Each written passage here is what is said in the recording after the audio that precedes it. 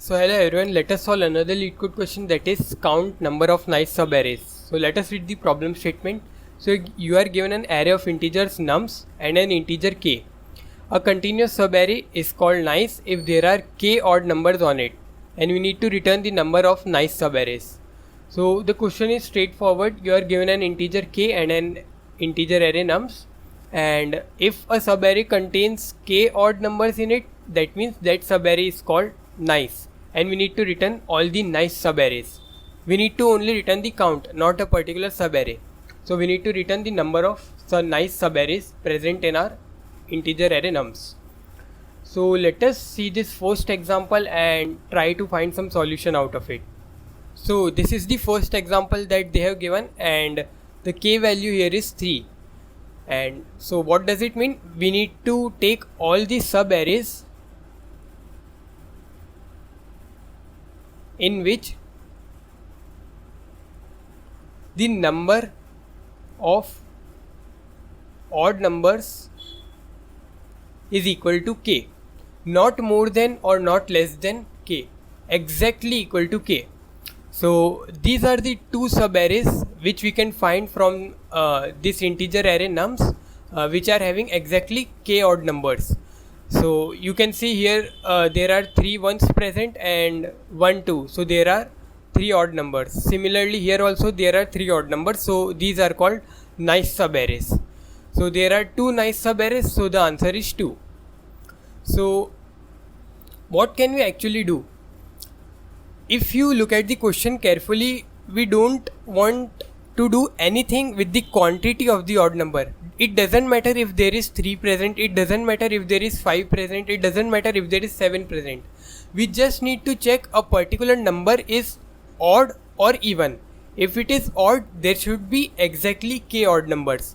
So can't we convert this question into some binary, can't we convert this particular integer array into like binary array?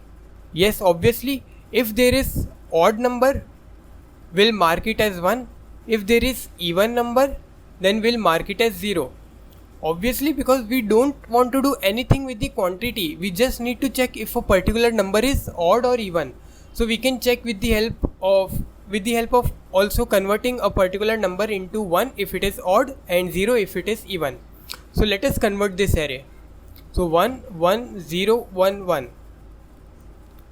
So why we did this? Because if you remember, we have previously solved a question called binary subarrays with sum. What was given in that question was there was a binary array and a particular goal was given. We need to find that subarray.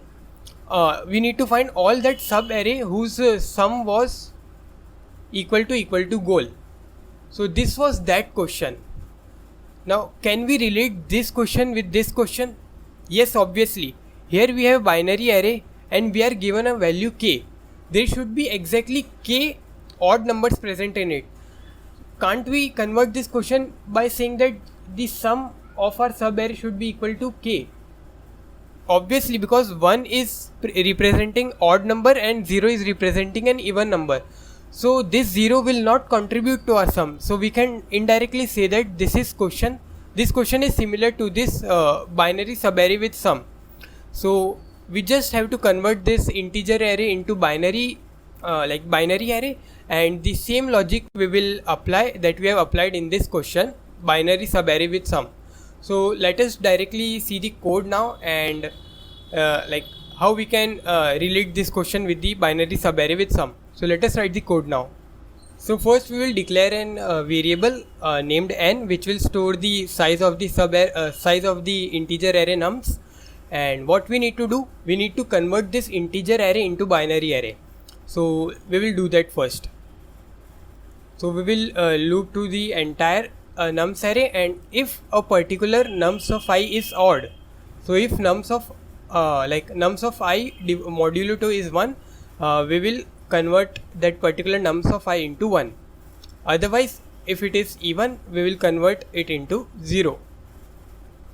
So we have now converted this like integer array into binary array. So let us see that question of binary subarray with sum. So this was the logic that we have applied here by taking a particular goal and subtracting it with goal minus 1. You can watch my video. I will not explain here in very much detail. I have already explained. So if you want to learn in detail, so you can watch that video out. So we can just copy and paste the code. It is the similar logic that we have applied here. So let me copy this.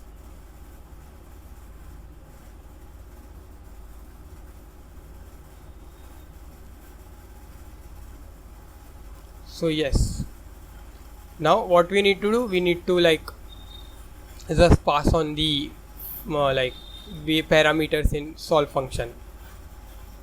It will be nums comma k, and here it will be nums comma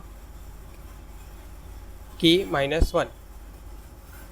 So this is the similar logic that we have seen in the binary subarray with sum question, and this is what we have exactly applied here. So let us see if this works fine here also. So it is running fine on sample test case. Let us submit it.